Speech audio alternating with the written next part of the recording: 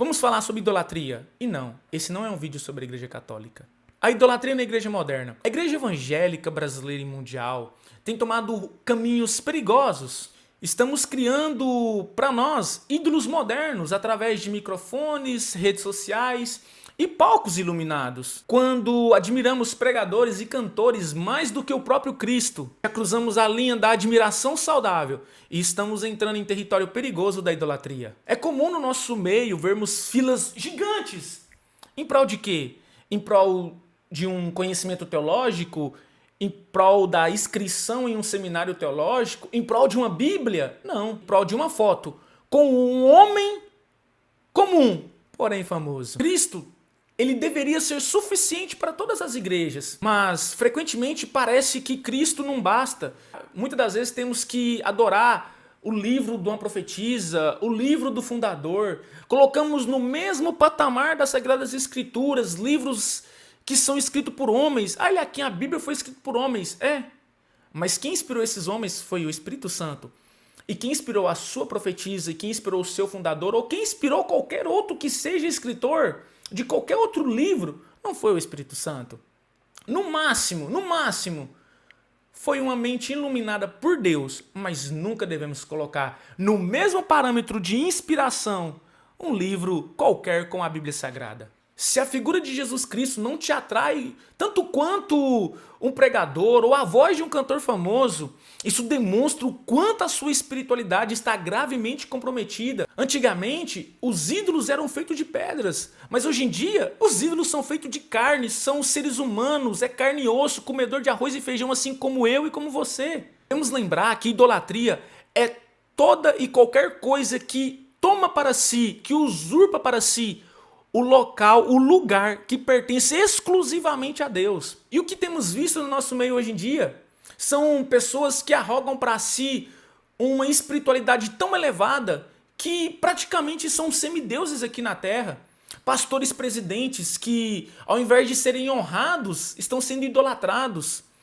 E muitas das vezes os membros são ensinados a isso, que é o mais perigoso ainda, é um cego guiando outro cego para o abismo. São profetas que recebem filas e filas de pessoas em troca de uma profecia, sendo que nós temos a Bíblia Sagrada, que é a maior revelação deixada por Deus para nós aqui na Terra. Não precisamos de mais profetas, precisamos de mais Bíblia nas nossas pregações. Trocamos uma pregação cristocêntrica por uma pregação de revelações.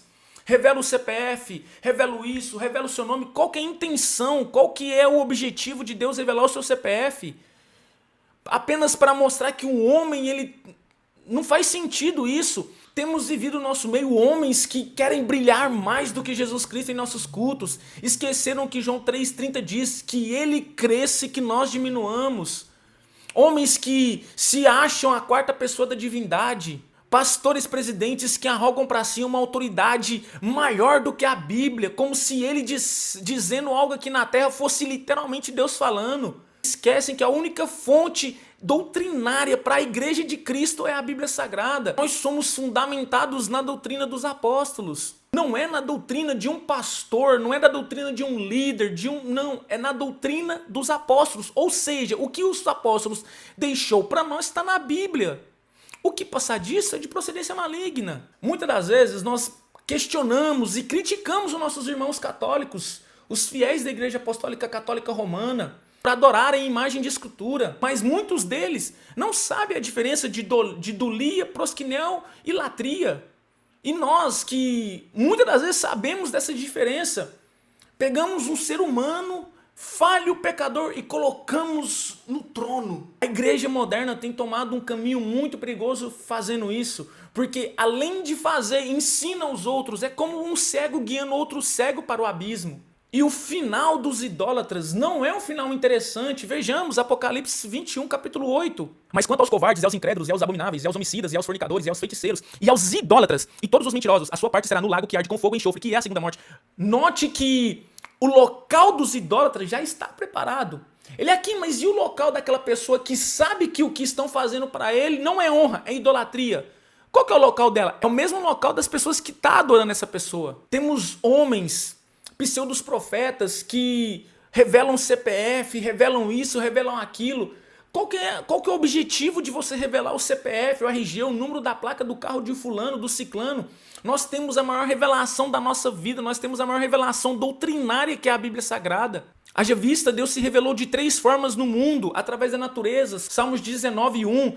Os céus proclamam a glória de Deus e a terra anuncia as obras do seu firmamento. Deus se revelou para nós através do seu Filho, e o Verbo se fez carne e habitou no meio de nós.